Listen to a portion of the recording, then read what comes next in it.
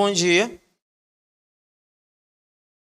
Irmãos, antes de começar o estudo, gostaria de fazer aqui uma oração. Orar. Senhor nosso Deus, nosso Pai, muito obrigado por esse momento em que estamos aqui, nesta manhã. Abençoe este tempo de estudo, de reflexão na Tua Palavra, para que venhamos aprender mais do Senhor. É isso que eu te rogo, Pai, em nome de Jesus Cristo. Amém. Irmãos, não sei se vocês já viram uma pessoa endemoniada. Alguém aqui já viu uma pessoa endemoniada? Pastor Jaime já viu? Com certeza, né, Pastor Jaime? Alguém mais? Os irmãos aí. Irmãos, antes de iniciar o nosso estudo, provavelmente ao fim do culto nós teremos que lidar com um caso assim, eu e o pastor Jaime.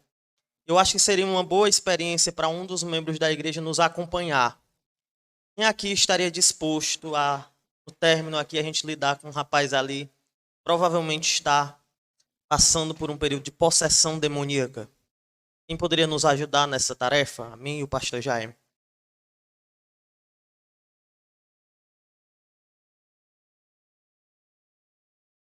Muito bem. Primeira igreja que eu pergunto, tem um corajoso.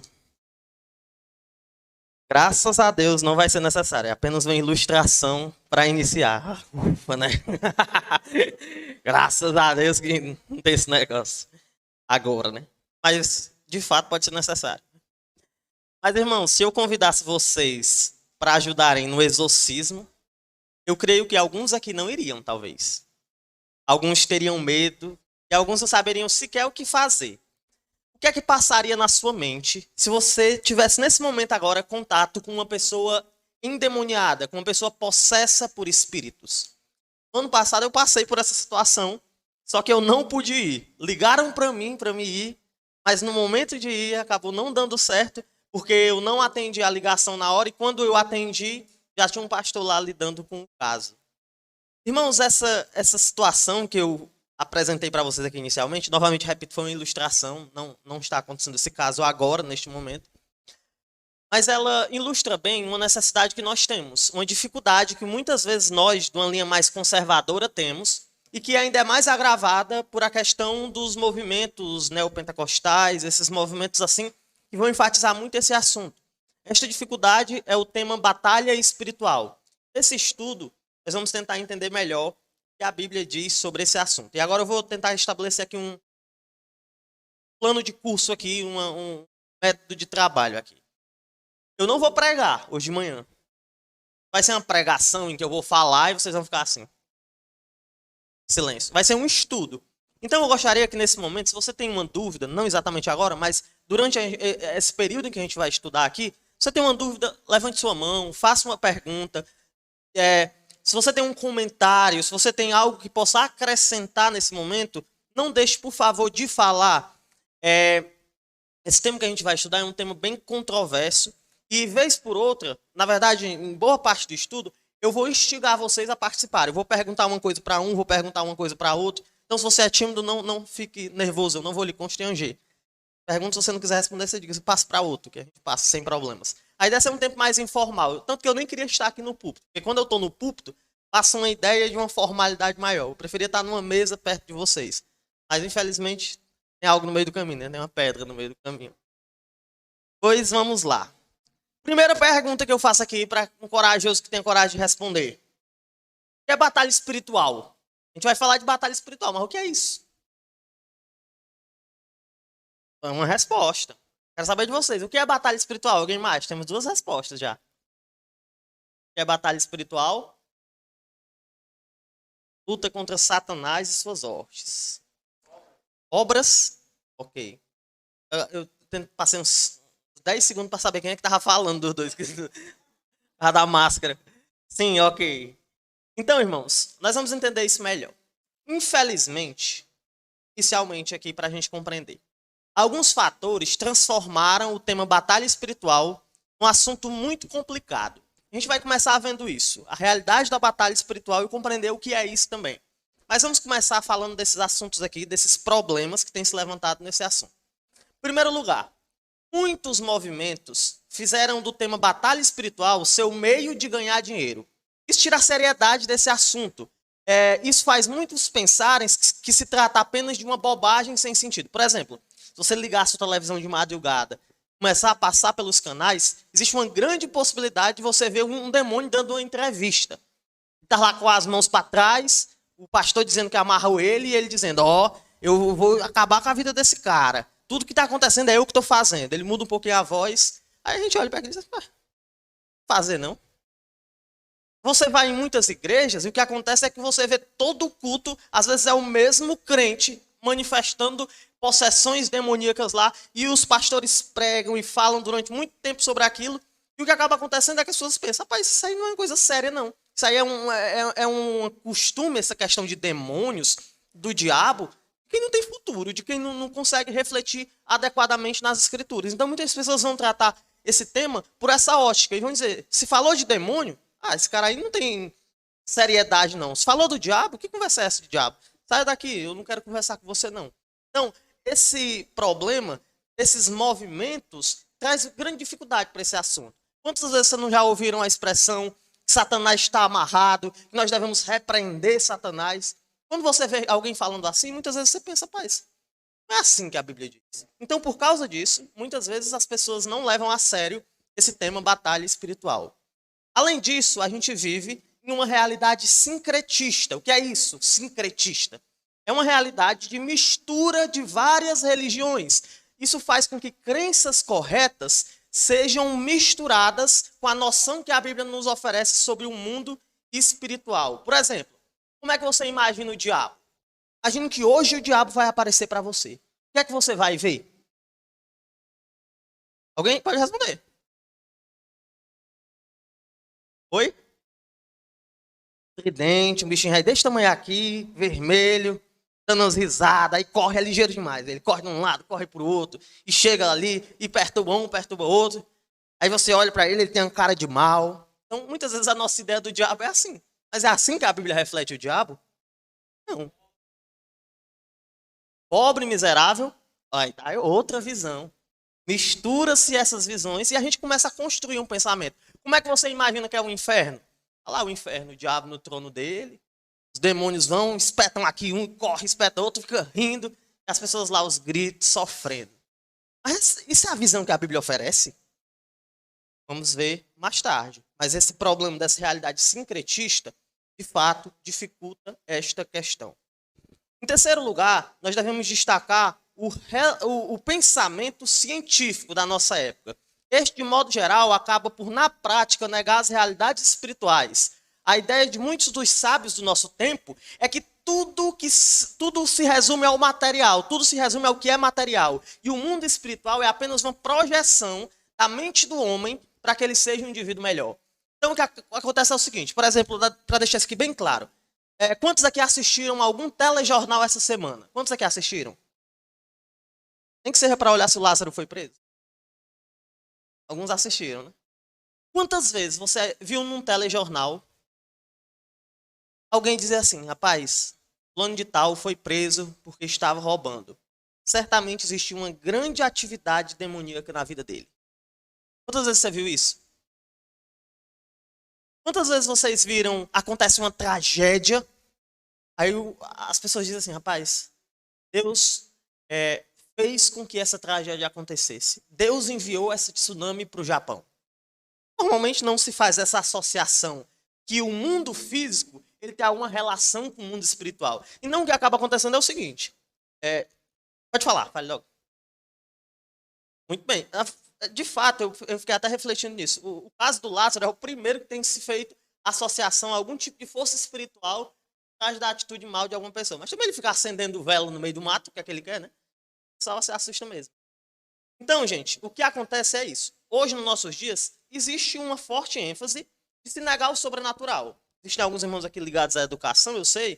Se você for fazer um trabalho acadêmico, um trabalho mais relevante, você falar de Deus, você tem um grande risco de cair ali numa rejeição de muitas pessoas. Então, o que acontece é o seguinte, a gente olha para o Brasil. Aí, você vai falar de demônios, tem uns pastores dando uns gritos, dizendo umas coisas nada a ver. Você olha ali para o que as pessoas pensam, elas têm uma ideia que dá medo. É como se o objetivo do demônio fosse dar um susto na pessoa. Não vou passar numa rua escura, não, porque senão pode ter um demônio, alguma coisa do tipo. E você liga a televisão, você abre seu computador e você não vai ver ninguém fazendo nenhuma associação. Isso pode nos levar a uma questão. Isso pode nos levar a uma condição, perdão. A condição é a gente acreditar que não existe esse negócio de batalha espiritual. Que a batalha espiritual que eu enfrento é meramente o meu desafio por uma santidade pessoal. Mas em meio a esses problemas, um cristão honesto, mesmo se sentindo confuso ou inclinado, e com esse risco de assumir essa postura de indiferença, ele deve saber de algo. Os erros que envolvem a batalha espiritual não negam a realidade de que existe um mundo espiritual e de que você mesmo, você está numa guerra, numa luta feroz contra as forças do mal.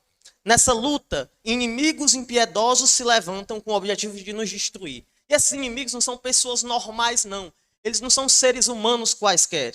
Eles são seres poderosos, seres que têm um desejo grandioso de te verem pecar. E aqui a gente vai fazer o seguinte, existem muitas referências nesse estudo. Agora a gente vai para a primeira.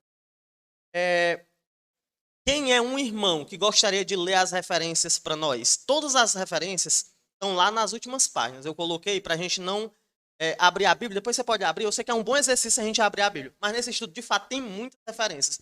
Então, eu não sei quão rápido nós acharíamos. Então, lá no fim tem a parte textos bíblicos. Vou escolher um irmão aqui para ler esses textos para nós à medida que forem surgindo. Quem é o irmão que se voluntaria? O irmão Júnior? Pronto, o senhor pode ler? Então, por favor, leia o primeiro aí, Efésios 6:2.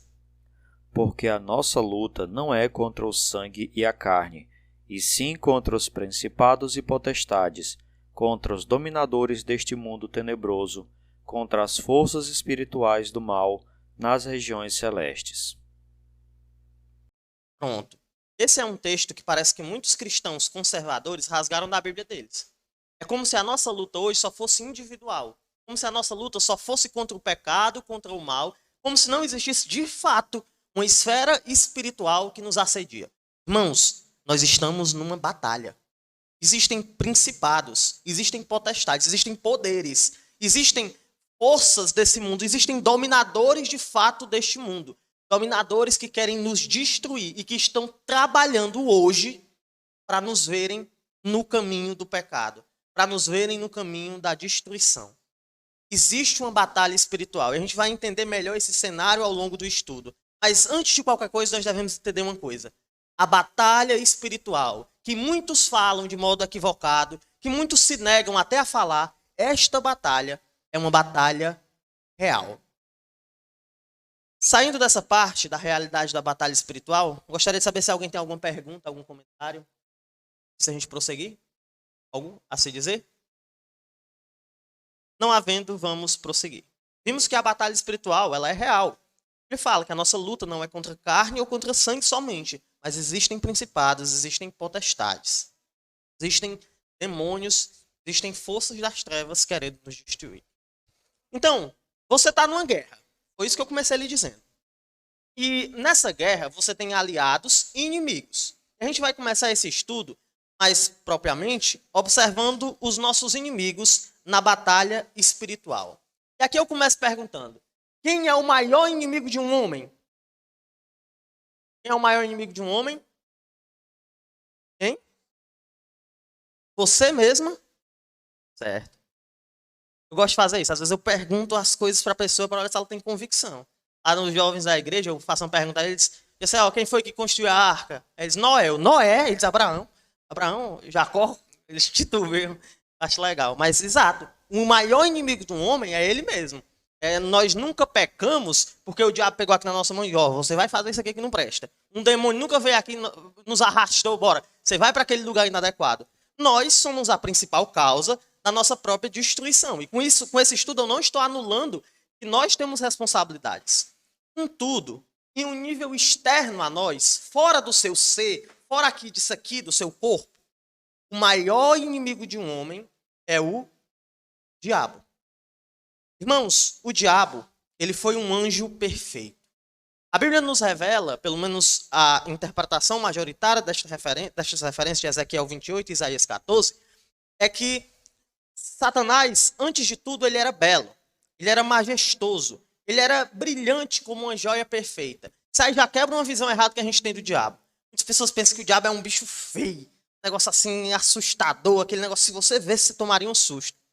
Eu digo aqui, irmãs da igreja bíblica aqui de Morada Nova, se o diabo entrasse aqui, talvez vocês iam olhar uma para a outra e dizer assim, rapaz, o marido de vocês ia olhar para vocês e dizer, é isso, minha filha. Bora se comportar. Não, mas eu não estou fazendo nada pecaminoso, não. Mas, rapaz, aí é presença, viu? O diabo ele não é feio, não, irmãos. O diabo ele não é um ser horroroso, não. Pelo contrário, ele era um ser perfeito. Irmão Júnior, sua parte aí. Ezequiel 28, 12 a 15, é o que diz. Filho do homem, levanta uma lamentação contra o rei de Tiro e dize-lhe: Assim diz o Senhor Deus: Tu és o sinete da perfeição, cheio de sabedoria e formosura. Estavas no Éden, jardim de Deus. De todas as pedras preciosas te cobrias: o sárdio, o topázio, o diamante, o berilo, o ônix, o jaspe, a safira, o carbúnculo e a esmeralda. De ouro se te fizeram os engastes e os ornamentos. No dia em que foste criado, foram eles preparados. Tu eras querubim da guarda ungido, e te estabeleci. Permanecias no monte santo de Deus. No brilho das pedras andavas. Perfeito eras nos teus caminhos, desde o dia em que foste criado, até que se achou iniquidade em ti. Muito bem. O que é que a gente vê nesse texto aí? Mas era um ser lindo. Um ser que a beleza dela era comparável à beleza de pedras preciosas. Não sei quantos aqui já viram uma pedra preciosa original. Diamante. Não sei se vocês já viram um diamante. Eu acho que eu já vi algumas vezes. A maioria dos que eu vejo são piratas. Mas eu já vi alguns originais. E é bonito. Uma pedra preciosa, de fato, ela é muito linda. Então, a comparação que esse texto está fazendo, a linguagem aqui é para mostrar. Satanás, ele não é um ser assustador. Ele não é um ser que tem uma beleza, ou que tem uma feiura terrível. Ele é um ser belo. Ele é um ser que, mesmo mal, conserva sua beleza. É um ser belo. Ele era um ser belo. Ele era a medida de perfeição da beleza. Por exemplo, hoje nós temos os metros. Tem 1 metro, 2 metros, 3 metros. Então, se eu quero saber algo, existe aquele padrão. O padrão de medir por metros. Se há uma distância maior, eu vou medir por quilômetros. Se há uma distância maior, por milhas ou algo do tipo. Satanás ele era mais ou menos assim em relação à beleza. A beleza, muitas vezes, ela era medida em relação a ele. Ele era tão belo que algo, para ser considerado belo, deveria ser belo como ele era. Então é um ser belo. Ele era brilhante como uma joia. Mas, um dia, esse anjo deixou o orgulho tomar de conta do seu coração. E desejou ser... O quê? O que ele desejou? Ele desejou ser igual a Deus. Desejou ser como Deus. Isaías 14, 12 a 15. Como caíste do céu, ó estrela da manhã, filho da alva. Como foste lançado por terra, tu que debilitavas as nações. Tu dizias no teu coração: Eu subirei ao céu. Acima das estrelas de Deus exaltarei o meu trono, e no monte da congregação me assentarei. Nas extremidades do norte, subirei acima das mais altas nuvens e serei semelhante ao Altíssimo. Contudo, serás precipitado para o reino dos mortos, no mais profundo do abismo. Pronto. Por ter querido, desejado ser igual a Deus, ele foi afastado do céu e não mais tinha comunhão imediata com Deus. E logo no jardim, Satanás ele já fez o que ele faz de melhor. Ele tentou os homens e o induziu ao erro. Não vamos ler essa referência porque é bem conhecida, mas lá a serpente, ela oferece ali para os homens o mesmo mal do qual ele tinha padecido no céu. Por que é que ele foi expulso do céu? Ele queria ser igual a Deus. E o que foi que ele ofereceu para Adão e Eva?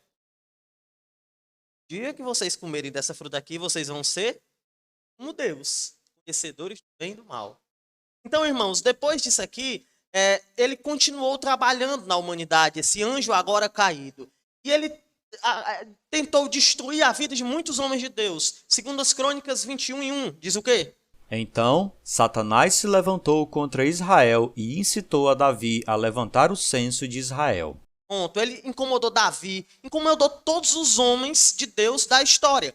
Em certa medida, todas as pessoas foram atingidas pelo esse poder, por esse assédio de Satanás. E ele chegou ao clímax dessa sua empreitada, desse seu serviço aqui, quando ele chegou ao ponto de tentar o próprio Jesus. Mateus 4:1 vai dizer o quê? A seguir, foi Jesus levado pelo Espírito ao deserto para ser tentado pelo diabo. Então, Jesus, ele sabendo disso, ele mesmo nos orientou a orarmos pedindo oração diante desta figura. Mateus 6:13. E não nos deixe cair em tentação, mas livra-nos do mal, pois teu é o reino, o poder e a glória para sempre. Amém. Pronto, deixa eu deixar isso aqui mais claro. Eu tinha um amigo de escola, ele disse que quando ele era criança, o maior medo era do Malamém. Ele tinha muito medo do Malamém. Malamém é esse? Não sei não, cara. Agora eu descobri, né? Mas a avó ia rezar, mas eu... Aí ele disse assim, Senhor, livra-nos do Malamém. Aí ele, quem é esse Malamém? Ele tinha medo do Malamém. Rapaz, deve ser muito perigoso, que toda noite a avó pede para livrar dele. Mas mal sabe ele, mas de fato a avó dele, em certo nível, estava certa. Apesar da pronúncia errada ali. Porque quando esse texto aqui de Mateus 6:13, ele diz, livra-nos do mal, a ideia de mal aqui é uma ideia não de um mal impessoal, mas é a ideia de uma pessoa. Talvez a melhor tradução seria, livra-nos do maligno. Jesus, ele nos disse, orem por proteção desta figura terrível que é Satanás. Satanás, ele é o maioral dos demônios. Ele é uma espécie de chefe no âmbito maligno. Mateus 12:24 deixa isso claro. O que é que diz lá? Mas os fariseus, ouvindo isto, murmuravam, este não expele demônios, senão pelo poder de Beelzebu, maioral dos demônios. Pronto, Beelzebu, maioral dos demônios. No caso aí, é um outro nome para Satanás. Então, nós construímos aqui uma imagem, construímos uma figura. Nós vimos aqui quem é o líder da oposição aos filhos de Deus. Quem é este ser? Satanás. Muito bem. Alguma pergunta, algum comentário antes da gente prosseguir? Você tem, faça logo, porque senão você pode fazer uma pergunta em relação a essa parte quando a gente já chegar noutra. Aí fica mais complicado de responder. Mas se os irmãos estão compreendendo, estão entendendo bem, está dando para entender? Está sendo compreensível? Ok. Então vamos continuar. Então Satanás existe. Ele é um anjo caído e a obra dele hoje, ela é muito caracterizada por tentar os homens. No entanto, a gente analisando de um modo mais profundo deve questionar. O que é que Satanás anda fazendo no mundo? O que é que ele anda fazendo por aí? No que consiste a obra de Satanás? E a obra de Satanás, segundo a Bíblia, a gente pode observar que ela é constituída por algumas atitudes. Primeira dessas atitudes é que Satanás ele é responsável, ou melhor, ele trabalha tentando os homens. E antes da gente prosseguir, o que é isso? O que é que significa eu dizer que Satanás tenta os homens? Mas de que maneira ele induz ao erro? De modo prático. Estamos trabalhando aqui. Respondendo na pergunta do irmão, eu não sei se a gente pode dizer que ele nos conhece mais do que nós mesmos. Mas certamente, em algumas áreas, ele tem uma percepção em relação à nossa personalidade que nós mesmos muitas vezes percebemos. Por exemplo, se eu começar a conviver com um irmão, começar a andar com você constantemente, eu vou começar a ver que você tem falhas em algumas áreas, talvez você não entende que você está falhando, não percebe, mas Satanás ele nos observa. E nesse sentido aí, ele muitas vezes nos conhece melhor do que nós mesmos. Porque nós mesmos muitas vezes não fazemos uma autoavaliação, um autoexame constante e profundo para analisarmos como está a nossa vida. Mas de fato isso acontece. Então, basicamente a tentação é Satanás criar um ambiente para nos fazer pecar. Deixa eu dar aqui um exemplo. Um exemplo bem prático, uma história que eu ouvi há algum tempo atrás. Dizem que um jovem pregador, Ele foi pregar numa igreja, foi convidado para pregar. Mas ele era ainda seminarista, e todo seminarista, e pastor também no começo do ministério, ele tem uma coisa em comum, geral, é muito raro uma exceção. É liso. Não tem dinheiro não. Esse rapaz foi convidado para pregar e ele caçou aqui o dinheiro dele e disse, rapaz, o dinheiro que eu tenho aqui é a passagem, só dá para ir. Para voltar não dá não. Aí, mas como é que eu vou fazer? Aí ele entrou no ônibus. Entrou no ônibus. E agora? Como é? Se ele não der oferta. Aí quando ele ia entrando no ônibus, o pastor mandou uma mensagem, irmão, venha preparado para ir para voltar, que a igreja aqui não tem dinheiro de ele dar nada não. Aí o caboclo, meu Deus, e agora? Senhor, me ajude, por favor. Aí quando ele foi pagar a passagem era R$ 4, deu 5. Os R$ 5 que ele tinha. Como é que eu vou voltar, Senhor? Aí o cobrador se enganou. Pensou que ele tinha dado 50. O cobrador deu para ele 45. 46. R$ 46. Aí ele disse assim, ô Senhor, glória a Deus, obrigado. Aí ele foi embora, feliz. Erro do cobrador. Mas Satanás trabalha dessa forma, ele cria uma situação. Qual devia ser a atitude correta daquele rapaz? O que foi que ele fez? Levou lá e achou que era a bênção de Deus. Satanás, ele leva o homem a pecar. Ele não nos obriga a pecar, ele não é responsável pelos nossos pecados, mas ele cria situações em que nós pecamos. Ele cria situações em que o desejo se apresenta. Por exemplo, vocês aqui não vivem essa realidade de modo mais prático. Mas eu, particularmente, eu moro a mais ou menos 100 metros do mar. 100 metros do mar. Minha casa é muito próxima da praia. Se eu sair aqui fora, eu já vejo o mar claramente. Se eu andar 3 minutos, eu estou com os pés dentro d'água. Moro muito próximo da praia. E o que é que acontece perto da praia? As pessoas acham que elas estão de volta ao Jardim do Éden antes do pecado. Aí como é que as pessoas chegam na praia? Elas acham que elas têm o direito de chegar lá exibindo todo o seu corpo. Principalmente as mulheres.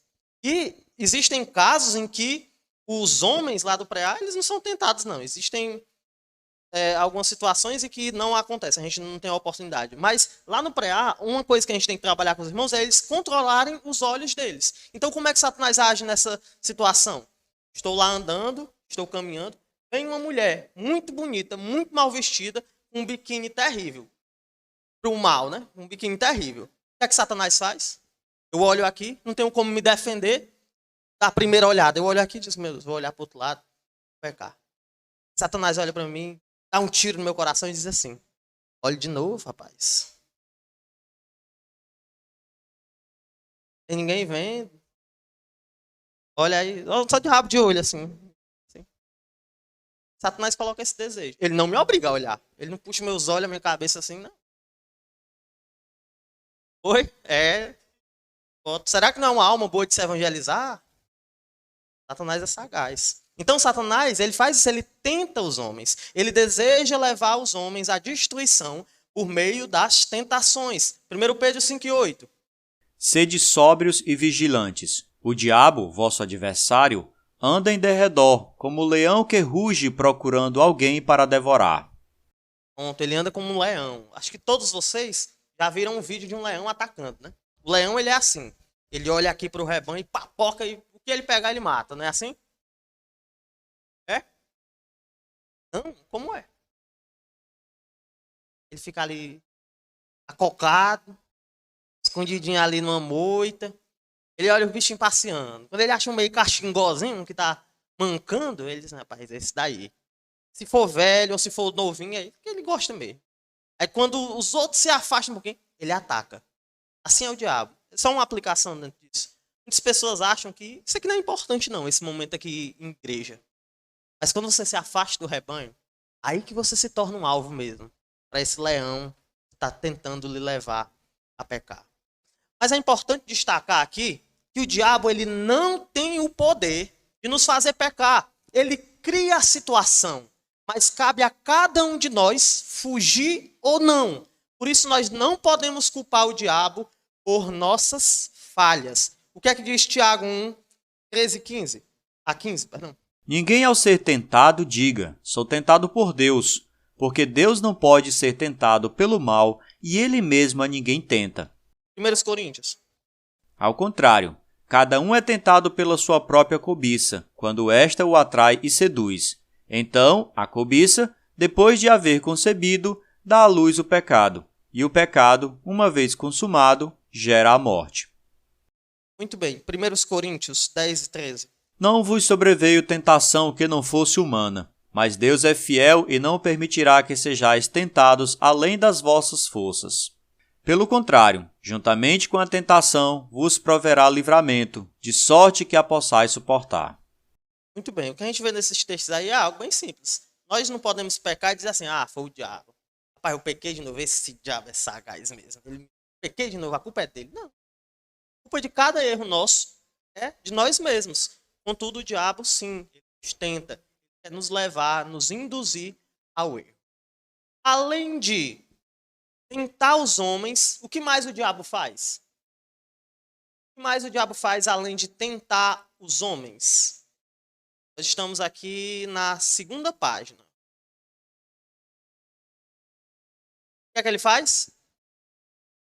Acusa os homens. O diabo tem um ministério constante de acusar os homens. Isso é, enfatizar e apresentar os nossos pecados diante de Deus. Eu não sei quantos de vocês aqui já participaram de alguma forma de um exorcismo. O pastor Jaime ele já falou. Mas uma coisa muito comum e recorrente em relatos de pessoas possessas de fato por demônios é que se você estiver ali de uma maneira hipócrita, o demônio lhe entrega. E o pastor anterior da nossa igreja, ele contou uma história de que um irmão, ele foi lá na casa dele chorando, prantos. Ele disse assim, o que foi, irmão? Não, é porque tinha um rapaz endemoniado, eu fui lá. Quando eu cheguei lá, o rapaz endemoniado se aquietou, olhou para mim e disse assim, quem? Tu? Tu faz isso, e agora tu vem aqui querer me tirar. Vai se ajeitar, rapaz. Então, muitas vezes as pessoas pensam que é assim. Chega aqui, eu sou um crente, vou chegar com minha autoridade e poder. Não, o diabo, ele tem um ministério de acusar os homens diante de Deus. Muitas vezes até em acusações injustas. Olha o que ele fez com Jó. Ele chegou lá e Deus diz, observaste meu servo Jó, homem justo, íntegro, temente a Deus, que se desvia do mal, e não há ninguém igual a ele. Satanás assim é muito fácil. Você dá tudo que ele quer, tire para olhar se ele lhe adora. Satanás ele nos acusa, ele fica apresentando a Deus ideias negativas a nosso respeito. Ele é de fato o acusador. Apocalipse 12, 10. Então, ouvi grande voz do céu, proclamando, agora veio a salvação, o poder, o reino do nosso Deus e a autoridade do seu Cristo. Pois foi expulso o acusador de nossos irmãos, o mesmo que os acusa de dia e de noite diante do nosso Deus. O acusador. Alguém tem alguma pergunta, comentário em relação a este ponto? De fato, nós éramos. Ele não vai nos acusar, em geral, por coisas que fizemos. Ele vai nos acusar de coisas que estamos fazendo. Existem muitas pessoas que dizem que são cristãos, até pastores, mas vivem uma vida de hipocrisia.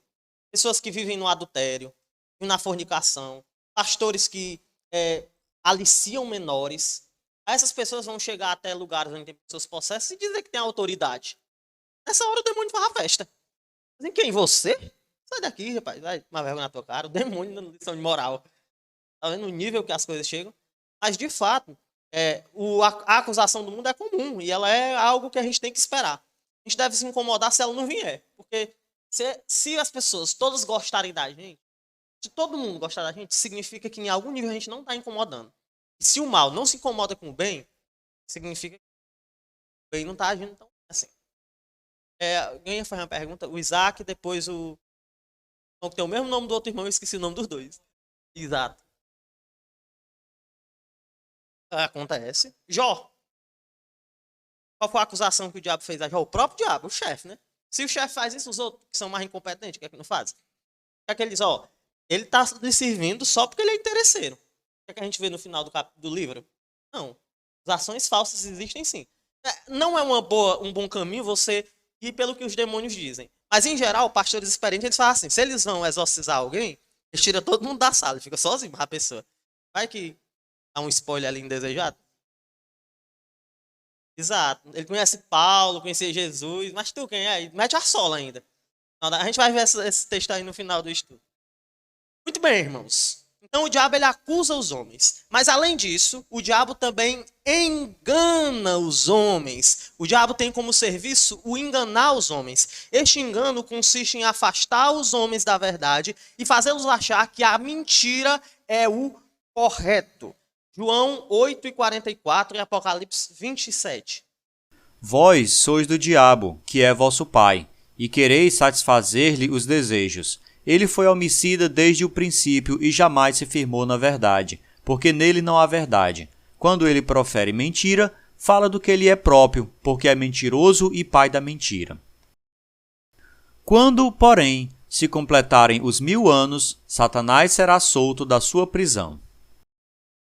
Lê o 8 também, perdão, era o 7 e o 8. Eu vou abrir aqui. Não tem aí, eu vou abrir. Olha, minha Bíblia está meio acabada por causa disso. Eu sou muito desastrado. Assim, quando, porém, se completarem os 1000 anos, Satanás será solto da sua prisão e sairá a seduzir as nações que há nos 4 cantos da terra, Gog e Magog, a fim de reuni-las para a peleja. O número dessas é como a areia do mar. Então a Bíblia é clara, o diabo ele engana os homens. E eu vou aqui destacar, nesse momento, algumas mentiras que o diabo nos conta. Primeira delas, um engano assim do diabo. Muitas vezes a gente pensa no engano do diabo como algo extremo. Por exemplo, a gente foi uma época evangelizar lá em Juazeiro do Norte. E lá um amigo meu se encontrou com um homem que era extremamente devoto a Padre Cícero. Aí ele começou a falar da Trindade. Aí o homem disse, Padre Cícero é Deus. Ele, não, Padre Cícero não é Deus. A Trindade é Pai, Filho, Espírito Santo. Ele, e Padre Cícero. Não, então, não tem o Pai? Sim. Não tem o Filho? Sim. E quem é o outro? Padre Cícero. Então, esse homem estava enganado. Ele estava completamente cego. E muitas vezes a gente acha que o engano do diabo é nesse extremo, nessa questão aí mais profunda. Mas às vezes o diabo ele nos conta mentiras sutis, mentiras que muitas vezes todo mundo fala e a gente acaba acreditando como se fossem verdade. E uma das mentiras que o diabo conta é que não existe certo ou errado. Tudo é uma questão de opinião. O que é errado para você pode não ser errado para mim. Isso aqui é uma coisa que está na moda demais. Você chega para dizer para uma pessoa, rapaz, você está errado. A pessoa diz, é a sua opinião. Mas a Bíblia diz, é a sua interpretação. Aí é difícil conversar com essa pessoa. É como se a verdade ela fosse subjetiva. A verdade não é algo que é algo que depende da minha interpretação. É algo que, dependendo da maneira como eu entendo, é ou não. Então, o que é errado para o irmão Júnior pode não ser errado para mim. Existe até um exemplo de uma imagem, eu coloquei aqui, eu deveria ter colocado, que se desenha ali um 9 no chão. Aí uma pessoa aqui de um lado vê um 6. O outro do lado posterior vê um 9. Aí essa imagem serve para ilustrar o seguinte. Não existe opinião certa. Cada um tem sua perspectiva. Isso seria bonito se alguém não tivesse colocado lá. É só perguntar à pessoa que escreveu o que é. Se é um 9 ou é um 6. Da mesma forma é a vida. Você pode até ter uma opinião, eu posso ter outra opinião.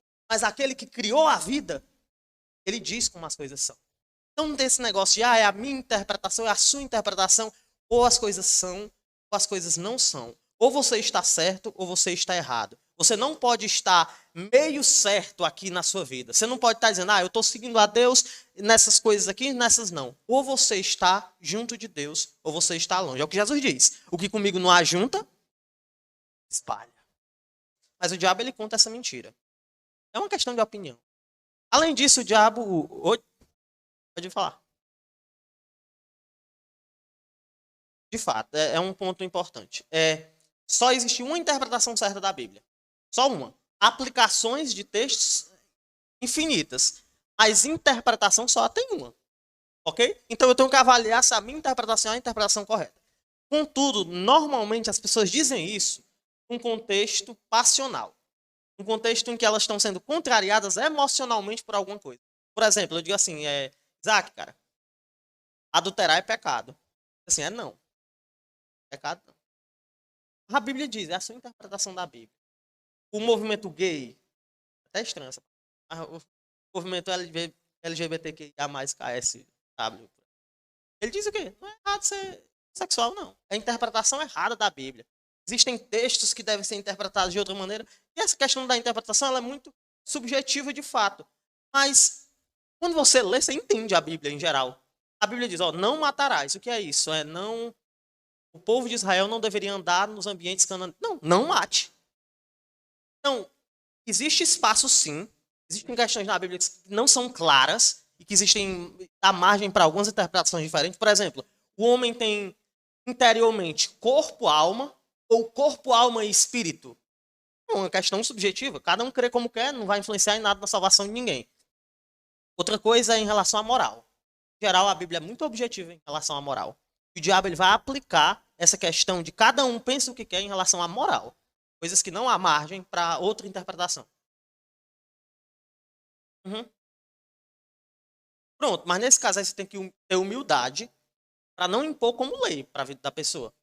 Tá entendendo? Você tem que ter, nesses casos você tem que ter humildade. Você não vai chegar dizendo, ó, por exemplo, a minha posição particular, os irmãos já sabem logo. Eu acredito que em caso de adultério, em caso de abandono do lar, pode haver o divórcio e o recasamento. Não sei qual é a posição da igreja, mas eu não vou ser hipócrita dizendo que tem uma posição diferente da que é a minha.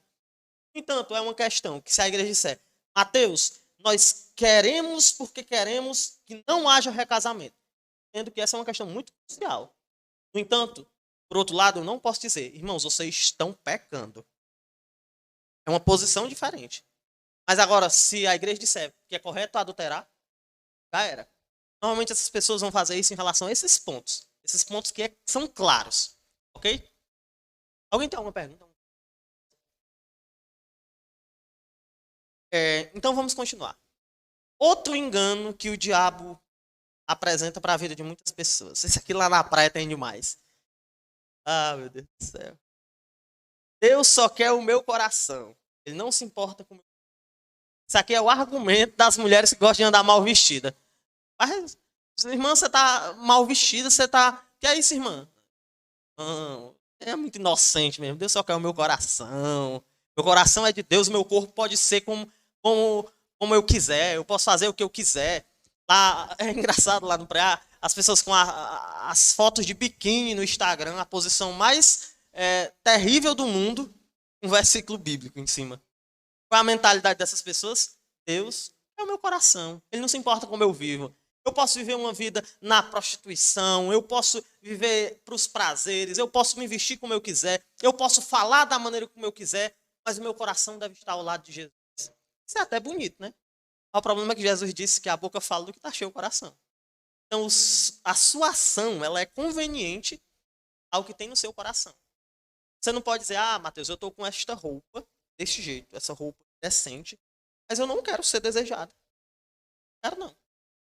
Você está sendo contraditório. Você está dizendo que Deus está mentindo. Porque a sua atitude ela é conveniente com a designação do seu coração. Como disse meu professor, Alan Yoder, a gente faz o que faz, a gente quer o que quer. Aí o diabo disse que não. Deus ele só quer o seu coração.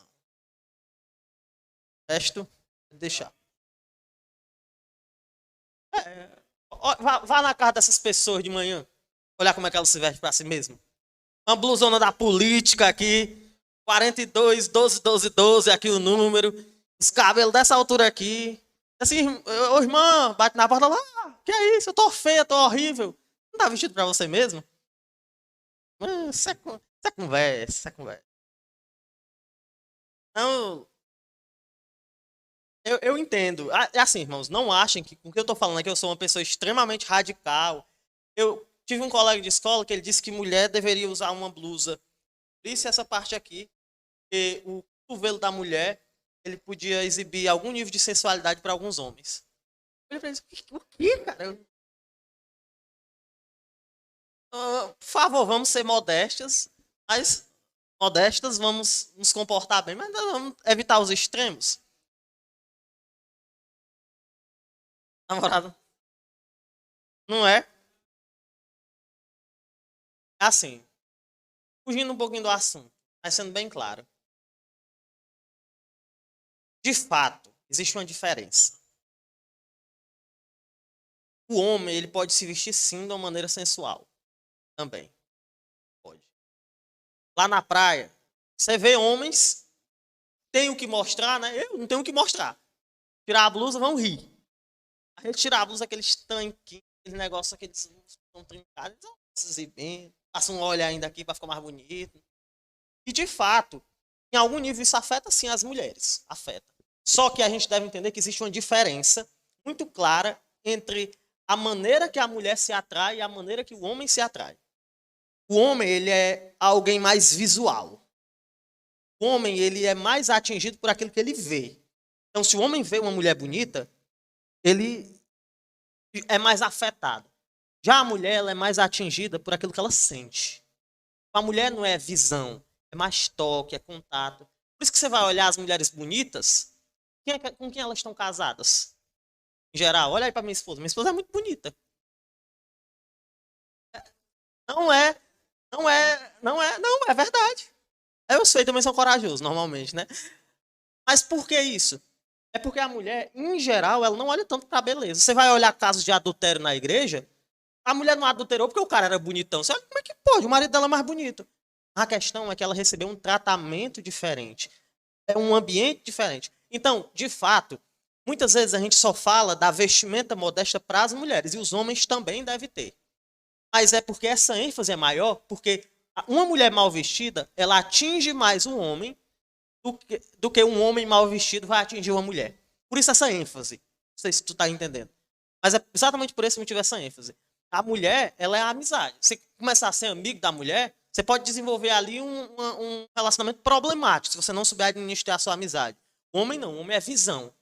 O homem é algo mais visual, a mulher é algo mais tátil, algo mais de toque, algo mais de relacionamento. Isso vai cativar mais a mulher e levar ela a ambientes de pecado que o homem. O homem é mais pela visão. Por isso que a gente enfatiza mais nessa questão de modéstia o homem. É a Bíblia também. Se você for olhar, a Bíblia também. A Bíblia fala da modéstia das mulheres, mas ela não fala tanto para os homens isso. Mas os homens, de fato, também devem se comportar de um modo adequado nesse sentido aí. Então é mais ou menos por isso que normalmente se fala modéstia relacionada à mulher e não se enfatiza tanto para os homens. Mas, de fato, nós homens devemos ter cuidado para nos vestirmos também de modo adequado. Entendeu? Deu para responder? Eu disse que você pode falar. Não, é um bom argumento. E o que você está falando tem muito sentido. Mas é exatamente esse ponto que eu quero trabalhar. É que a batalha espiritual, ela é relacionada a aspectos morais. Tá entendendo? O demônio, ele não vai chegar na sua vida. É essa a ideia pentecostal, que o demônio, ele quer chegar na sua vida para destruir a sua vida, para lhe dar um susto. Não. A nossa batalha espiritual é nesse ponto. Você está entendendo? O demônio, ele vai nos levar a isso. Não, mas de fato é importante. Foi por isso que eu falei pro irmão Júnior. Não, não. Não, mas eu não quero que esse seja um tempo travado. Eu quero que seja um tempo orgânico. É que a gente vai falar. Eu só não quero que se desvie demais. Eu vou tentar voltar constantemente. No entanto, eu acho importante vocês falarem essas dúvidas, porque às vezes o que eu falo fica algo muito impessoal. Certo? Eu estou falando aqui, como é que isso entra na minha vida? Quando você fala, quando o irmão fala, se torna algo mais palpável para a realidade de vocês. A minha cabeça, como morador do pré-A, é diferente da cabeça do pessoal de morada nova. Então talvez eu esteja fazendo aplicações aqui que não são convenientes, mas vocês acabam me puxando para o mundo, para a realidade de vocês. Continuando, então. Segundo lugar, o engano do diabo na nossa vida. Deus, ele só se importa como eu me comporto na igreja. Minha vida como crente é uma coisa, minha vida fora da igreja é outra. Isso é um argumento muito... Você varre casa? Quantas vezes tu varreu a casa para a glória de Deus? Ou melhor, como é que tu varre a casa para a glória de Deus? Boa resposta. Mas você gosta de jogar dama, né? Não, mas calma, eu não vou combater isso. Tá bom, tá bom. Você gosta de jogar dama. Quantas vezes você orou para você ganhar na dama? Para você ganhar uma partida de... Mas quantas vezes você orou? A minha pergunta é essa. Quantas vezes você orou para ganhar, então? Para ganhar ou para perder, ou qualquer... Quantas vezes na sua... Você nunca orou, né? Certo. Ok, ok. Tem alguém que é palmeirense aqui? Amém, amém. Amém. Graças a Deus eu também sou palmeirense. Não existem crentes aqui. Brincadeira. Quantas vezes vocês já oraram para o Palmeiras vencer? Ah, ai, não. É uma oração que a resposta é imediata, né? Depois de 90 minutos você já sabe. Assim, irmãos, é lógico que, de fato, eu também estou brincando, né, algumas coisas aqui. Mas por que é que eu estou perguntando essas coisas? É para ilustrar aqui um fato. Existem esferas da nossa vida em que a gente, sem perceber, acha que Deus não tem relação com elas. Na igreja, tudo bem. Eu quero ser um crente, eu tenho que orar como Deus manda. Eu tenho que ler a Bíblia como Deus manda. Eu tenho que evangelizar como Deus manda. Mas na minha vida fora da igreja, não. Meu trabalho e a minha vida na igreja são coisas distintas. São elementos diferentes. Deus não se importa com a minha partida de dama. E sabe qual é a conclusão lógica disso? Por isso eu posso roubar. Por isso eu posso trapacear. Por isso eu posso estar assistindo um jogo e esculhambar todo mundo. Deus não se importa com isso aqui mesmo. Deus se importa com a igreja. Deus se importa com as coisas dele. E é essa a armadilha que o diabo coloca. É que existem aspectos da sua vida em que Deus é o Senhor. Existem aspectos da sua vida que são uma zona neutra. Que você não tem que prestar contas a Deus da maneira como você vive ali. Isso é um engano que o diabo coloca. O diabo ele diz, ó, você está aqui na igreja, comporte-se como um crente. Você saiu da igreja, você se comporta como você quiser. As coisas não são assim. Próximo ponto. Da minha vida cuido eu. Isso aqui é bem pequenininha. Chego aqui para o irmão Samuel e digo assim, irmão, você está pecando. Ele, você paga minhas contas? Eu vou deixar a conta da energia, da água, da internet. Se soubesse o preço do botijão de gás, eu vou deixar o botijão de gás na sua casa. Você paga, você quer tomar conta da minha vida? A minha vida cuido eu, rapaz, cuide da sua vida. O diabo diz isso aí. A gente diz, amém. O diabo também diz que a igreja é um lugar de pessoas hipócritas. Eu já ouvi tanta gente assim. Lá na igreja só tem hipócritas, só tem pessoas que fingem ser o que não são. Mas eu não sou assim. Quem aqui não é hipócrita? Quem aqui chega demonstrando tudo o que foi na semana? Imagina que eu tivesse aqui condições de ligar o projetor na sua mente e exibir aqui para todo mundo ver tudo o que você pensou nessa semana. Você teria coragem de ficar aqui para assistir junto com os irmãos? Rapaz, eu pegava a primeira topic e volta para casa. Por quê? Nossa cabeça é má, irmãos. Nós, em certo nível, vimos aqui ser algo que não somos. Não deveríamos nem precisar, porque aqui deveria ter uma ideia comum. Aqui é um bocado de gente que não vale nada, tentando ajudar um a outro a ser um pouquinho melhor. Esse negócio aqui de, eu sou o cara. Todo mundo aqui tem um certo nível de hipocrisia. Todo mundo tem um certo nível de inveja. Todo mundo aqui é mau. Mas o diabo, ele faz você olhar só para os outros e dizer, ali é besta. Ali chega na igreja fingindo que é perfeito. Você chega do mesmo jeito. Outra coisa, esse assunto não tem nada a ver com Deus. É conversa para outra pessoa. E por fim, você errou tanto que Deus não te perdoa mais. Isso é muito comum em batalhas contra pecados. As pessoas terem uma noção de que elas erraram tanto. Deus não mais tem condição de perdoar. Então vamos sair dessa parte aqui e para a última ação listada aqui do diabo. Nós estamos na página agora 2 de 11. Com certeza vai dar tempo. Última ação do diabo aqui. Governar listado, né? Ele faz mais coisas. Não presta, ele gosta de fazer. Governar o pensamento do mundo caído. Satanás desenvolve ideias e conceitos travestidos de verdade para que os homens iludidos afastem-se de Deus. Segundo os Coríntios 4:4, diz o quê? Nos quais o Deus desse século cegou o entendimento dos incrédulos, para que eles não resplandeça a luz do Evangelho, da glória de Cristo, o qual é a imagem de Deus. Muito bem. Só uma pergunta. Irmãos, eu tenho até que horas? Exatamente. Assim, porque eu... Não, mas pelos irmãos, eu não quero ser extrapolar demais o tempo, sabe? Sei que esse assunto é bom, eu me empolgo.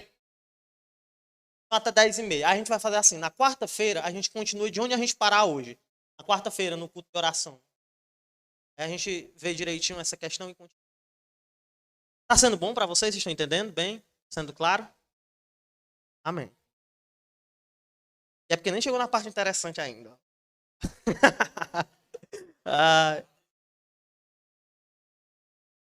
Ok. Então, a última atitude do diabo. Leia aí, irmão, 2 Coríntios 4:4, por favor. Houve peleja no céu. Miguel e os seus anjos pelejaram contra o dragão. Leia novamente 2 Coríntios 4:4, por favor. Houve peleja no céu. Miguel e os seus anjos pelejaram contra o dragão. Pronto. Muitas vezes a gente trabalha com a vida de pessoas, a gente não entende como é que aquelas pessoas podem continuar em um estado de rebeldia. Esse rapaz, como é que pode? A gente ensina, a gente explica aqui bem direitinho, igual o homem lá do Padre Cícero. Ele diz, ó, Deus, Jesus e o outro. É o Espírito Santo. A resposta é Padre Cícero. Por quê? Porque a pessoa está cega. A pessoa não consegue enxergar de que o estilo de vida dela, de que a realidade que ela está pautada ali, é uma realidade errada, é uma realidade equivocada. Satanás, ele cega as pessoas. Ele governa o pensamento desse mundo caído. Vocês já ouviram falar de ideologia de gênero? É do diabo, pai. Só usou alguém para fazer. Satanás, irmãos, ele é uma ameaça real. Qualquer que não considere corre sério risco de não perceber seus ataques potentes. Vamos ficar de pé aqui um instante. Sei que vocês estão ficando cansados. Vamos levantar, esticar aqui um pouquinho as pernas. A gente continua. Quem puder ficar de pé, fique aí de pé. Se preguice aí. Pode sentar. Pode sentar. Isso mesmo, é porque daqui a pouco vocês estão dizendo que as costas de vocês estão doendo. Se ficar de pé é pior e para vocês, perdão. Pronto. A obra de Satanás, irmãos. Satanás, nós vimos o que ele faz. Mas a obra dele é realizada em grande parte por seus capangas, os demônios. Esses seres, à semelhança do próprio diabo, eles já foram anjos belos e perfeitos, mas em um determinado momento eles escolheram acompanhar Satanás no seu erro. Algumas pessoas dizem que os demônios são espíritos de pessoas mortas. Isso aqui é algumas teorias sobre a origem dos demônios. Outros dizem que demônios são espíritos dos humanoides que viveram antes de Adão. Como assim? Vocês já ouviram falar na teoria da evolução, não ouviram? Existem pessoas que fazem uma junção da teoria da evolução, isso é muito comum hoje em dia, com o cristianismo. Aí eles vão dizer assim, existiram pessoas antes de Adão. Existiram aqueles meio macaco, meio homem, aqueles elos ali. Neandertais. Aqueles seres que não adianta a gente nem falar o nome. Eles pegam o osso do macaco e montam uma pessoa todinha. Diga. Pronto, é isso que o pessoal diz. Aí o pessoal diz que todos esses morreram, aí eles foram para onde? Foram nem para o céu e nem para o inferno, porque não tinha ainda essa salvação. Então eles viraram demônios. Eles dizem isso. Mas é loucura também. Mas algumas pessoas dizem. Uns dizem ainda que demônios são filhos de anjos com mulheres. Eles confundem. Na verdade, são gigantes. Mas a verdade é que a evidência bíblica nos mostra que demônios são anjos caídos que acompanharam o diabo em sua rebelião. Leia aí, por favor, irmão. 12, 7-9. Também pelejaram o dragão e os seus anjos. Todavia, não prevaleceram, nem mais se achou no céu o lugar deles. E foi expulso o grande dragão, a antiga serpente, que se chama Diabo e Satanás, o sedutor de todo o mundo. Sim, foi atirado para a terra, e com ele os seus anjos. Muito bem. Então, os anjos que caíram com Satanás, estes anjos são os demônios. Mas os demônios, eles fazem o quê? Basicamente, os demônios são apresentados na Bíblia como praticantes de algumas ações. Entre estas estão a primeira e mais comum e talvez mais famosa: possuir algumas pessoas e as conduzirem a uma vida de degradação moral. Os demônios, eles possuem algumas pessoas. Eles são responsáveis ali por um sistema de possessão na vida de pessoas. Um texto que deixa isso muito claro é Marcos 5. O que é que diz lá? De 1 a 13. Entre mentes, chegaram à outra margem do mar, a terra dos Gerazenos. Ao desembarcar, logo veio dos sepulcros ao seu encontro um homem possesso de espírito imundo, o qual vivia nos sepulcros, e nem mesmo com cadeias alguém podia prendê-lo, porque, tendo sido muitas vezes preso com grilhões e cadeias, as cadeias foram quebradas por ele e os grilhões despedaçados, e ninguém podia subjugá-lo. Andava sempre de dia e de noite, clamando por entre os sepulcros e pelos montes, ferindo-se com pedras. Quando de longe viu Jesus, correu e o adorou, exclamando com alta voz: Que tenho eu contigo, Jesus, Filho do Deus Altíssimo? Conjuro-te por Deus que não me atormentes, porque Jesus lhe dissera: Espírito imundo, sai deste homem. E perguntou-lhe: Qual é o teu nome? Respondeu ele: Legião é o meu nome, porque somos muitos. E rogou-lhe encarecidamente que os não mandasse para fora do país. Ora, pastava ali pelo monte uma grande manada de porcos, e os espíritos imundos rogaram a Jesus, dizendo: Manda-nos para os porcos, para que entremos neles. Jesus o permitiu. Então, saindo os espíritos imundos, entraram nos porcos, e a manada, que era cerca de 2.000, precipitou-se despenhadeiro abaixo, para dentro do mar, onde se afogaram. Muito bem. E nós vemos nesse texto aqui é um cara que está possuído. Isso é importante, irmãos. Destacar que existe possessão demoníaca. Não sei como é a mentalidade do povo aqui, mas na minha região, igrejas conservadoras, como a igreja bíblica, têm uma tendência de só aceitar o caso de uma possessão em último estágio. Por exemplo, a gente escuta a história: fulano de tal está possuído. É bêbado, rapaz. É drogado. Ele está sob efeito de alguma substância ou simplesmente enlouqueceu. Parece que não é verdade que existe possessão. Mas aqui, nós vemos um caso bem claro de possessão demoníaca. Um caso em que não há para onde correr, não. Não tem como fugir, não. Existe possessão demoníaca. E a possessão demoníaca, ela dá a este homem atributos físicos maiores do que os comuns. Por exemplo, quem é aqui que é amarrado com corrente de ferro consegue se soltar? Quem é aqui preso consegue quebrar? Quem é que consegue viver nesse nível aqui? Esse homem conseguia. Esse homem conseguia viver nesse estilo aqui. Vou falar aqui uma coisa, não sei nem se eu falo porque está sendo gravado. Mas lá no pré-A, existem muitas histórias de lobisomens. Aqui tem por aí, tem? Histórias de lobisomens? Tem não, né? Tem ou não tem? Uma lenda, né? Não, mais recente, lá também não tem não, mas na antiga tem muita ideia de lobisomem. E o pessoal diz, e a gente, o que era esse lobisomem? Eu pergunto pra eles. Era um homem que vivia correndo, pulando de uma árvore pra outra, não tinha como ser um ser humano. Olha pra cá, eu vejo isso. Cara que tinha atributos físicos aprimorados por conta de uma possessão demoníaca extrema. Muito provavelmente, muitas dessas lendas antigas que se relacionam pessoas a monstros eram apenas pessoas não conseguindo comunicar o fato de uma possessão demoníaca que estavam vendo.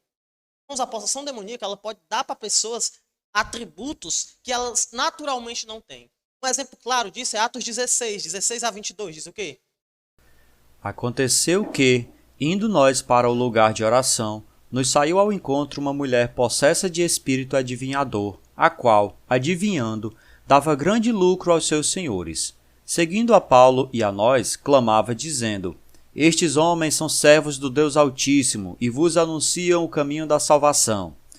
Isso se repetia por muitos dias. Então, Paulo, já indignado, voltando-se, disse ao espírito: Em nome de Jesus, eu te mando, retira-te dela. E ele, na mesma hora, saiu.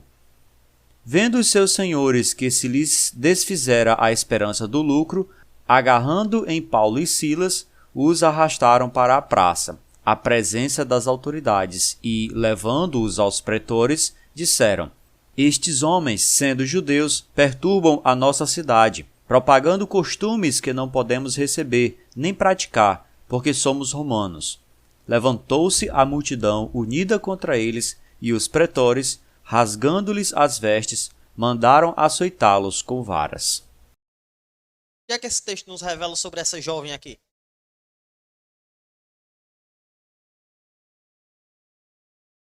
Mas o que é que a possessão dava a ela? Adivinhação. Então, possessão demoníaca é real. Possessão demoníaca é um fato que não pode ser negado. Irmãos, muitas vezes a gente ignora o poder da possessão demoníaca. Tem gente que diz que crente não tem que acreditar em magia negra, não tem que acreditar em macumba. Eu ouvi recentemente em um livro, na verdade eu ouvi recentemente em um livro, a história de dois missionários, um casal de missionários que tinham alguns filhos. Eles foram treinados em alguns dos melhores seminários dos Estados Unidos e foram enviados para a África. Chegaram lá, eles olharam para um feiticeiro. O feiticeiro se desentendeu com eles. O feiticeiro, então, ele jogou uma maldição em uma das crianças da vila. E ele disse, tal dia a criança vai morrer. Sabe o que aconteceu no dia? A criança morreu. Aí ele olhou para os missionários e disse assim, ó, a próxima vez vai ser vocês, o filho de vocês. Se vocês não saírem daqui ainda hoje, o filho de vocês vai morrer. Sabe o que aconteceu? A mulher disse, eu não fico aqui mais de jeito nenhum. Vou embora. Faltava uma visão correta daqueles missionários, porque as coisas não são bem assim. Mas muitas vezes a gente acha que esse negócio de macumba é enganação. A gente acha que esse negócio de pessoas invocando espíritos é só uma encenação. Não, é algo real. A última vez que eu dei esse estudo em uma congregação lá do Preá, um contou uma história dele. Ele disse que sempre que ele bebia, ele pegava dois copos, um ele bebia, outro ele enchia e dizia assim, tá aí, é pra você, diabo. Eu oferecia ao diabo esse copo. Aí um dia ele não fez isso e logo em seguida ele foi a um terreiro de macumba. Só ele. Ele pensou, rapaz, hoje eu não tava do diabo não. Bebeu sozinho. Quando chegou lá, veio um pai de santo possesso e deu uma chibatada dele, quase mata. Que é isso, rapaz? É porque hoje você não deu. Mas como assim? Até esse negócio não é inventado, não. Irmãos, não é. As forças do mal, elas de fato existem no nosso mundo. Muitas vezes a gente tem uma visão fechada demais. E, por outro lado, a gente não deve se abrir demais ao ponto de se deparar com extremos. Mas as forças do mal, elas atuam. Existe, sim, hoje, possessão demoníaca. E eu digo mais, nem só possessão demoníaca em relação a pessoas. Nós temos visto alguns casos, eu tenho me aprofundado nesse assunto, pretendo até, se Deus permitir, fazer minha tese de mestrado nisso. Aí eu conversei com um pastor colega meu, vou nem dizer da igreja, que está sendo gravado. Ele disse que ele estava numa congregação, numa igreja parecida com esta, e o que aconteceu foi que o homem começou a passar por uma crise terrível com a sua filha. A filha dele, ela começou a desenvolver pensamentos suicidas. A menina não conseguia ficar em casa sem dizer que passou por... Ele então, não aguentando mais aquela situação, mandou ela passar uns dias na casa de uma coleguinha. A situação melhorou. Ela não falou mais nada. Quando voltou para casa, começou de novo. Aí da outra vez, ele disse assim, então o problema é aqui em casa. Aí ele resolveu mandar a filha dele de volta para casa da amiga. Ela disse assim, papai, deixa eu levar minha boneca agora. A boneca. Quando chegou lá, a menina com essa vontade. Voltou para casa a menina com a vontade. Ele disse, será que é essa boneca? Ele tirou a boneca da menina, passou. Passou uns dias, ele devolveu, voltou. Depois ele tirou definitivamente a boneca e a menina nunca sentiu nada. Irmãos, eu não sei explicar isso. Isso aqui é uma coisa que eu não sei explicar. Mas os demônios, algumas vezes eles têm hábitos estranhos. Existem histórias de pastores conservadores que viram quadros tomando posições inadequadas para a realidade comum. Histórias com bonecas são comuns. Casas, existem histórias reais. Vou contar aqui um. O pastor anterior da minha igreja, ele é um homem muito ligado nesta área. Ele disse para mim que, ao se converter, tinha uma igreja que ele estava na igreja e um dia ele, no seu quarto lá cotidiano, tinha um tapete de oração que ele usava para orar ajoelhado. E o espelho do quarto dele apareceu quebrado. E ele tinha um sobrinho, deu outra não. Espancado no sobrinho dele, só. Você não quebrar mais o meu espelho. Ele não foi eu não, tio. Apanhou de qualquer jeito. Ele estava ajudando num velório. O rapaz lá disse assim, ei, pastor. Ele, o que foi? De cá. Foi, não, lá você vê. Tinha uma casa lá na rua que era muito famosa. Chegou lá, tinha um menino, rapazinho novo. Estava irreconhecível. A voz dele mudava. E ele percebeu que ali era um caso real de possessão demoníaca. Você quer saber se é um caso real de possessão demoníaca? Peça para a pessoa dizer que Jesus é o Senhor. A pessoa não consegue. Engasgava. Ele diga que Jesus é o Senhor. Ele diga sim, Jesus é o... Não saía. Irmãos, aquele menino, ele pegava um CD e ele tentava atingir ele e não conseguia. Parecia que tinha algo segurando. Em determinado momento da conversa, ele disse assim: Ei, lembra do teu espelho quebrado? Eu. Demônio falando. Irmãos, muitas vezes a gente menospreza esse assunto como se não existissem pessoas endemoniadas de modo real. Certa vez eu estava na rua com este mesmo pastor, colega meu. E ele me disse, ele comigo lá. Muito bem, exatamente, era Deus. E a última vez que eu dei esse estudo, a minha sobrinha estava perto de mim. Todo dia ela começou a chorar, assombrada. Na hora que as crianças não fiquem assombradas. Mas não tenha medo não, Deus é mais forte. A gente não vai poder chegar na parte dos nossos aliados, mas Deus ele é mais poderoso que os demônios. E assim, eu estou tentando fazer um panorama real, mas isso não significa... E complicado vai ser que algumas pessoas vão ficar só com essa parte. A outra parte, ela responde muitas dessas questões aqui. Então não tenha medo das forças do mal. Maior é o que está em nós do que o que está no mundo. Até o diabo é o diabo de Deus. A gente vai entender isso melhor mais à frente. E se você não vier, você pode ler a continuação do estudo. Acho que está bem autoexplicativo aí. Mas existe essa questão da possessão demoníaca de modo real. Os demônios, eles possuem sim algumas pessoas. E voltando à história, fale. Exato. A possessão demoníaca, ela parece se apresentar em níveis diferentes. Por exemplo, tem pessoas que estão possessas hoje, mas que nunca apresentarão nenhum evento de falar mais grosso, de querer destruir tudo. Mas o demônio está agindo na vida delas de um modo mais sutil. Existem outros que é de semana em semana, você olha e está ali precisando segurar, e vai lá um pastor e ora, e aí sai o demônio, com um pouco entra mais uns 7 ou 8 e o negócio é sério. Existe assim. Então, é níveis diferentes de possessão para cada pessoa. Cada caso é um caso de possessão demoníaca. Por exemplo, nesse caso, o homem ficou forte. A menina, ela adivinhava. E assim vai se seguir. Cada caso tem que ser analisado individualmente. Por exemplo, essa história que eu vou dar, ela se enquadra bem nisso. Eu estava com um colega pastor. Nós dois estávamos comendo uma lanchonete lá no Juazeiro. Aí, de repente, chegou uma mulher e tocou nas minhas costas. E quando essa mulher tocou nas minhas costas, gelei. Não sei explicar. Eu gelei. Eu fiquei sem ação. Eu parei. O que é isso? É isso que eu tô sentindo. Eu senti naquela mulher uma coisa terrível. Não, mas deve ser impressão minha. Eu aqui com os olhos esbugalhados. Aí eu olhei pro meu colega pastor. Quando eu olhei, ele tava do mesmo jeito. Ele olhou pra mim, eu olhei pra ele. Nós dois sabíamos que aquela mulher, ela não estava normal. Ela toda vestida de branco. Nós sabíamos que ela não estava normal. Mas nós não sabíamos dizer o que é que tinha. Aí ela me deu R$ 1. É 100 logo, né? Era seminarista pobre, não tinha dinheiro não. Dá R$ 1, me dei R$ 1 pra ela. Terminei de comer. Já. Terminei de comer. Aí eu olhei pra ele e disse assim, cara, tu sentiu? Fui só eu. Cara, eu senti. Aquela mulher não tava normal, né? A gente não precisou falar nem uma palavra. Eu me lembro, só antes da irmã, o missionário João Souza, ele chegou lá na igreja. Lá na Guiana, vocês conhecem o missionário João Souza? Pelo menos tem uma foto dele ali. Né? E essa pessoa, olha. Ele já veio aqui, né? Legal. Ele, lá na Guiana tem muitos casos de possessão demoníaca. E os muçulmanos, eles têm um método pouco arcaico de resolver essa questão. Um segura aqui nas mãos, outro segura nas pernas, outro vem com um pau e taca até o demônio sair. Esse é o método deles.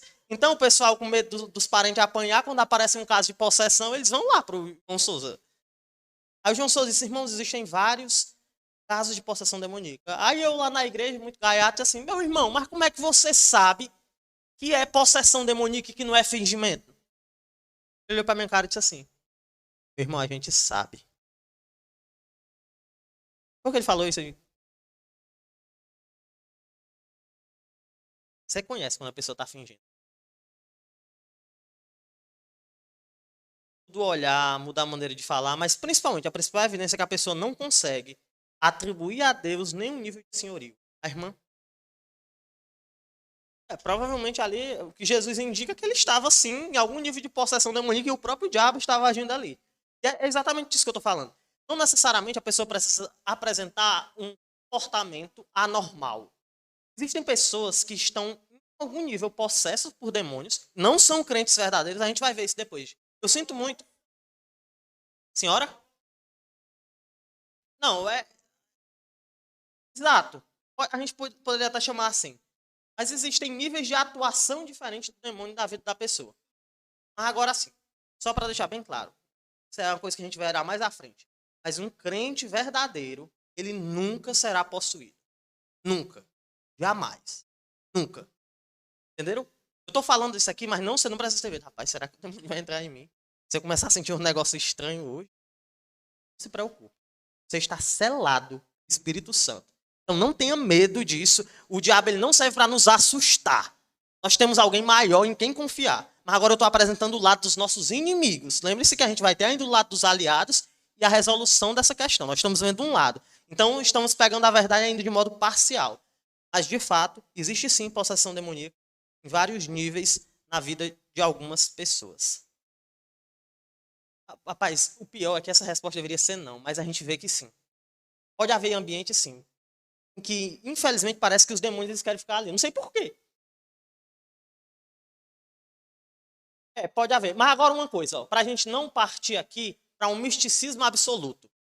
A gente não é, rapaz, lá em casa tem uma panela, você vai cair. Na mente é um demônio que tem dentro dela. Tem uma panela que queima o arroz toda vez. Não pode ser outra coisa, não. Ah, sim, é interessante isso. Quando tem um objeto, se sabe.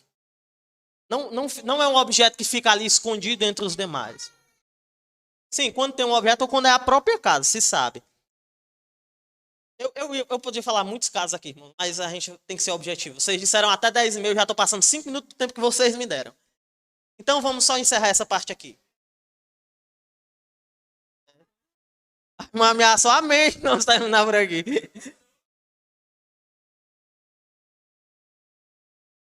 Por aqui vem recheado, vem.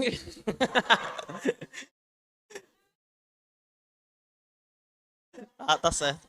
É um brunch aí. Muito bem, irmãos. Então os demônios, eles de fato possuem algumas pessoas e os demônios ainda fazem duas outras coisas, mas a gente vai ver isso aqui no próximo estudo mesmo. Eu queria terminar aqui, não ia concluir essa parte, mas não tem problema não. No próximo estudo a gente continua. Eu espero, irmãos, que tenha sido uma experiência boa para os irmãos esse estudo, tenha esclarecido algumas dúvidas e que tenha pelo menos dado uma ideia para vocês. Apesar dos erros que se cometem nessas igrejas, apesar das falhas que existem, apesar das mentiras que se contam, ainda assim, este assunto é um assunto real, que é um assunto que deve ter alguma ligação com a nossa vida prática como cristãos. Nós não podemos viver ignorando que existe sim uma batalha espiritual. A penúltima vez que eu preguei isso foi lá na igreja de... numa igreja aí. Aí... Meu Deus do céu. Acho que não tem que botar isso como não listado. Sim. Rapaz, tinha um homem olhando assim pra mim, eu digo, meu Deus, vai ser agora. Eu olhava assim pra mim, assim, com uma raiva, meu Deus, vai ser agora. Aí no final do estudo ele chegou perto de mim.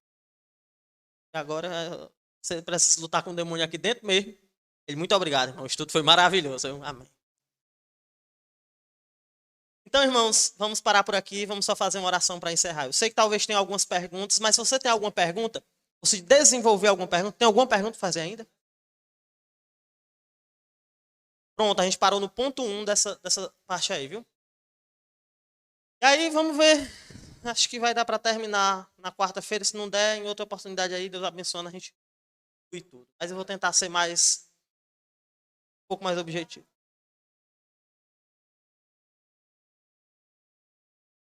Ok, pois vamos orar ao nosso Deus.